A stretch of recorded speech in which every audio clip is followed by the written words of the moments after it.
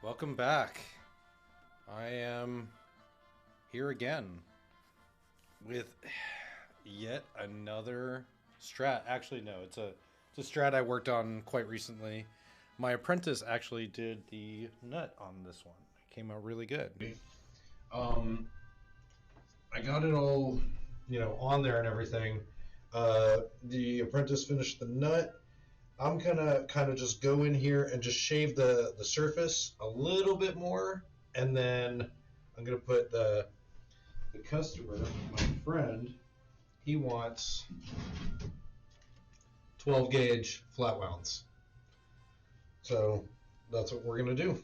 That sounds like an awesome plan. But I'd run something like that on a nice smooth, like older Strat like this. So yeah, let's get started.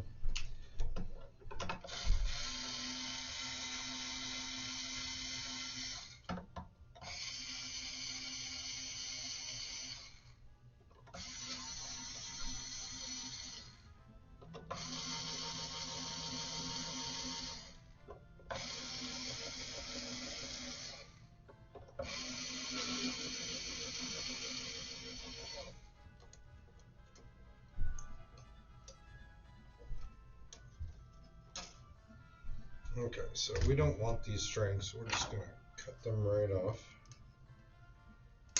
Don't see any reason to keep them. So I just want to cover the whole area, so I'm going to do a big honking piece of tape right here at the nut.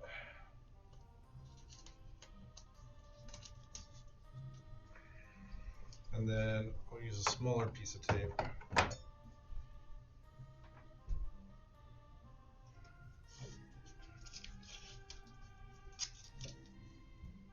over here. And so I'm not trying to align it over here, I'm trying to align it on the flat surface. There's a little radiused surface right there. I want to align it right there.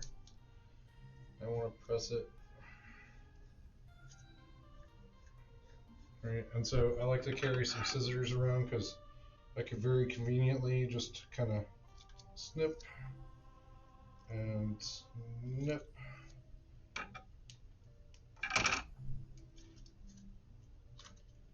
And just tuck that, and then you got these corners that you could turn.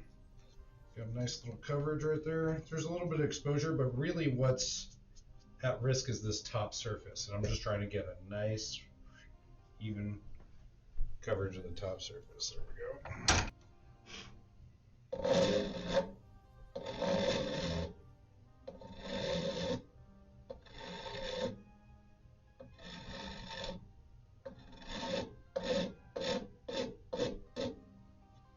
So I'm going down, making a grain, and then I go against that, and then it shaves it away. Make a grain, and then go against it. And then we're going to come through with the sandpaper and really clean it up. We're just trying to take some material off. Just a little bit too much extra material. That's looking pretty good. I want this height kind of to be a little bit deeper.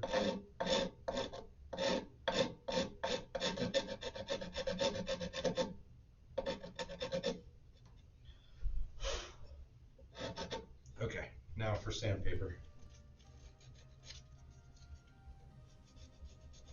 I'm just getting kind of the burrs.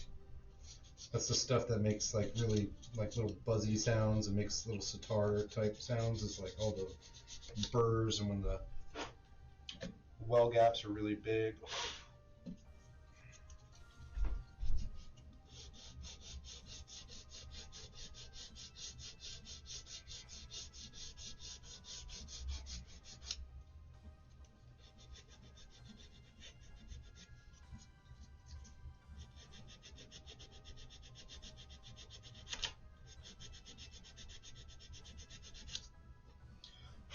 Now I'm just working the front to put a nice profiled radius. Makes it look very intentionally made to be a right-handed guitar.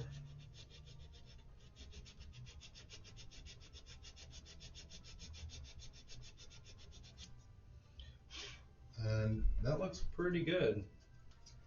I'm gonna get some of the edge work and then I'm gonna call it done. I'm just scraping this gunk that just didn't want to come off, just ever so slightly with this razor blade on this white pickguard. I'm gonna hit the whole thing with a cleaner because that was not coming off. Okay, cool.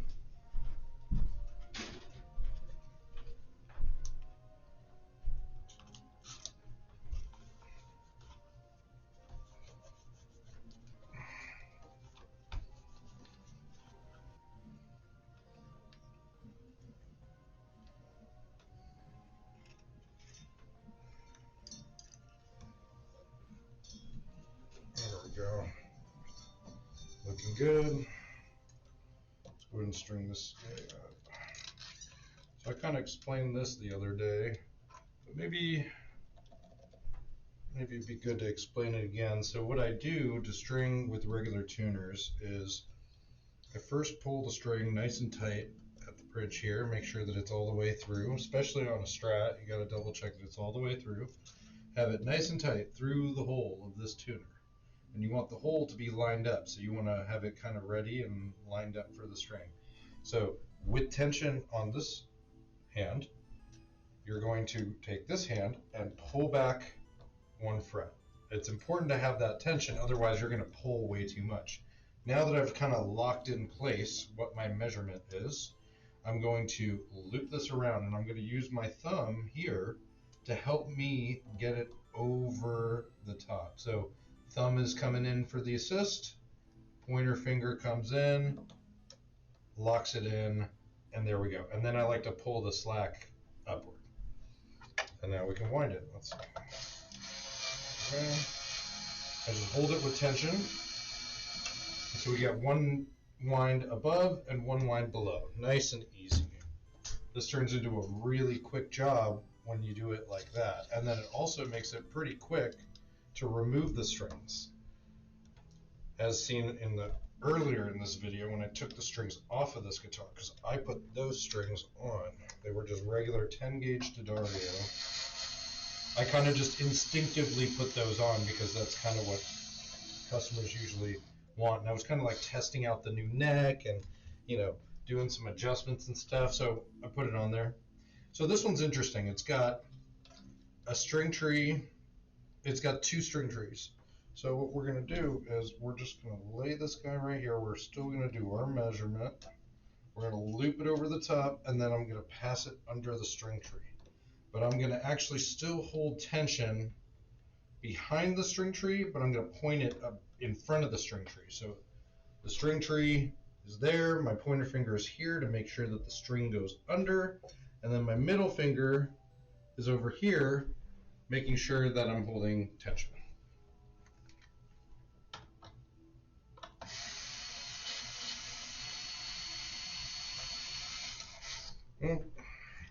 Easy.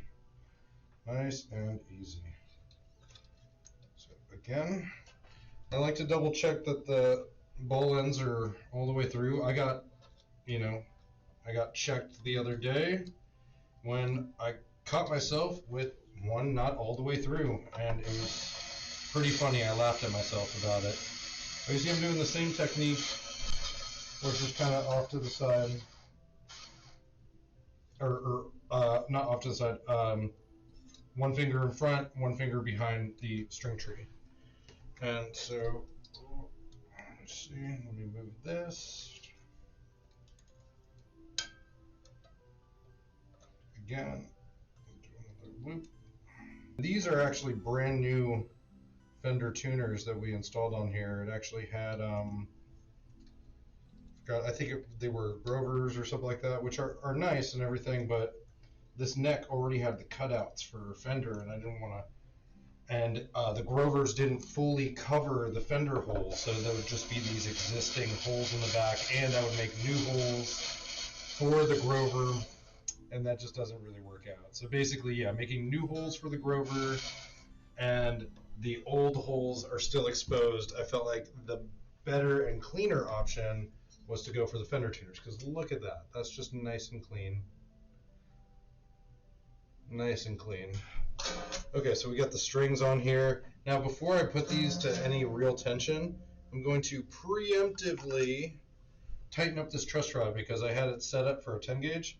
So one nice thing with the string trees is you can kind of like pop the strings out, makes the strings automatically kind of looser, so you don't have to mess with the tuners. Just automatically takes the tension out. And so we're going to tighten this truss rod. Let's give it a full quarter turn and another like, or did I not go full? Let's see. Okay. Oh, get up. Let's find it. There we go. And then I'll do another full quarter turn. So it's a half turn. Let's pop these back in. Let's look at the neck. Oh, looks like I got it pretty close. It just needs a little bit of relief. What a relief!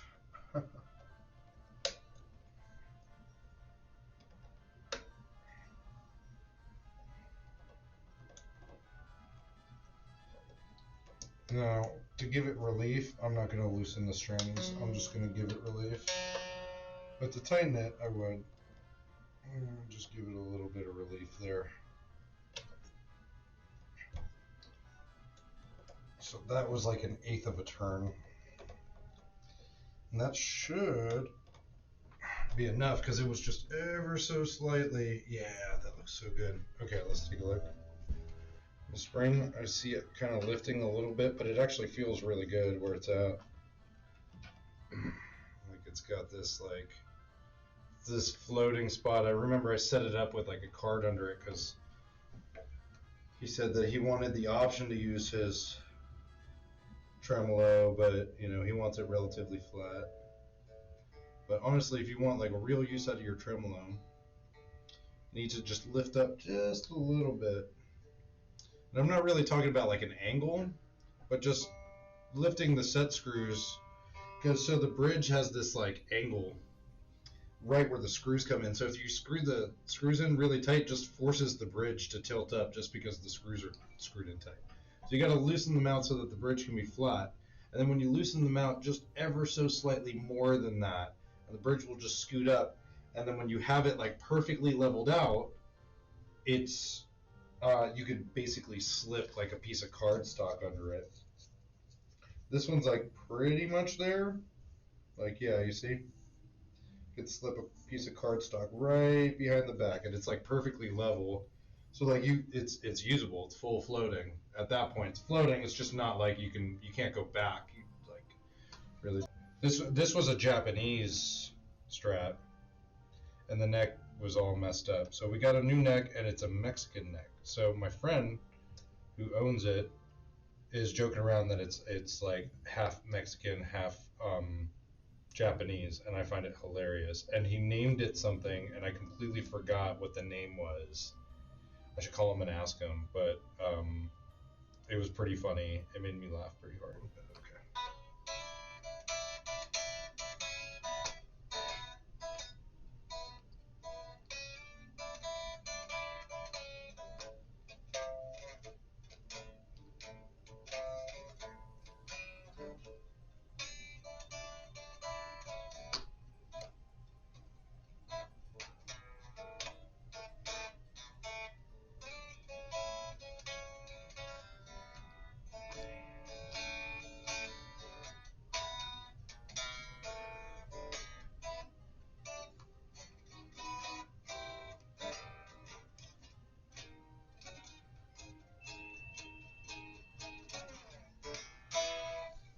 I feel like it feels pretty good. I think it's been good. It's been good. It's been a good stream. I know. Wow. I don't know how it happens where I set out to do something on a stream and it ends up just being a Strat. Again, just a Strat. Okay, so I got